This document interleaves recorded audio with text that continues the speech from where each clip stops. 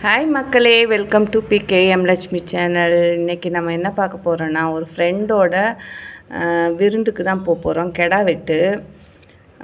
நாங்கள் வரலன்னு சொன்னாலும் கேட்கல. அவங்க வாங்க, கண்டிப்பாக வந்தாகணும்னு ரொம்ப கம்பல் பண்ணாங்க. அதனால் சரி போயிட்டு வருவோம் அப்படின்னு சொல்லிட்டு கிளம்பி போனோம்.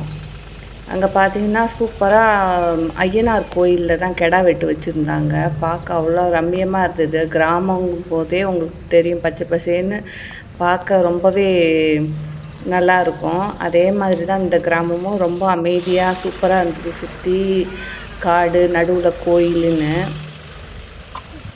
இந்த ஐயனார் கோயில் வந்து ரொம்பவே பழமையான கோயிலாம். இங்கே என்ன நம்ம சின்ன சின்ன விசேஷம்னாலும் வந்து இங்கே தான் பண்ணுவாங்க. போர் போட்டு இது வந்து என்னன்னாக்கா, போர் போட்டு தண்ணி வந்தது அங்கே வயலுக்கு. அதுக்காக வந்து 3 கெடா அந்த மாதிரி வெட்டியிருக்கிறாங்க. 3 கெடா போட்டு சொந்தக்காரங்களெல்லாம் கூப்பிட்டு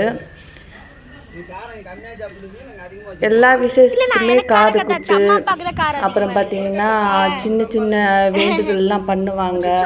அந்த மாதிரி சின்ன வேண்டுதல்னாலும் சரி 3 கெடா 4 கெடான்னு வந்து வெட்டி சொந்த பந்தம், மாமன் மச்சான், பங்காளி, அது மாதிரி எல்லாருமே பார்த்திங்கனாக்கா உட்காந்து அவ்வளோ ஜாலியாக அரட்டை அடிச்சுட்டு சாப்பிட்டுட்டு ஹாப்பியாக போகிறாங்க.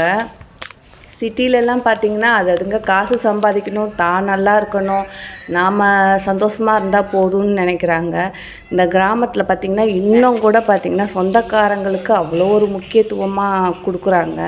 அதெல்லாம் இங்கே கிராமத்தில் தான் பார்க்க முடியும். சிட்டி லைஃப்லலாம் கண்டிப்பாக அதுங்க அவங்கவுங்க லைஃப்பை பார்க்குறதே பெரிய விஷயமாக போயிட்டே இருப்பாங்க.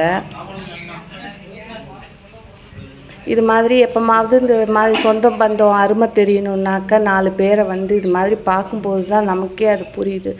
சொந்தக்காரங்கன்னா வந்து இப்படியெல்லாம் கூட இவ்வளோ அன்பாக ஒற்றுமையாக இருப்பாங்களா அப்படின்ட்டு நமக்கே பிரமிப்பாக இருக்குது.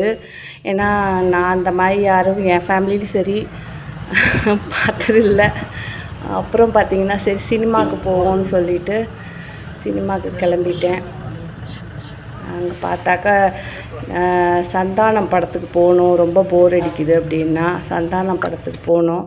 பார்த்திங்கன்னா தேட்டரே ஃபுல்லாக காலியாக இருந்தது. நாங்கள் 3 பேர் தான் உட்காந்தே இருந்தோம். சரி படம் போடட்டும், ஆளுங்க வருவாங்கன்னு பார்த்தோம்.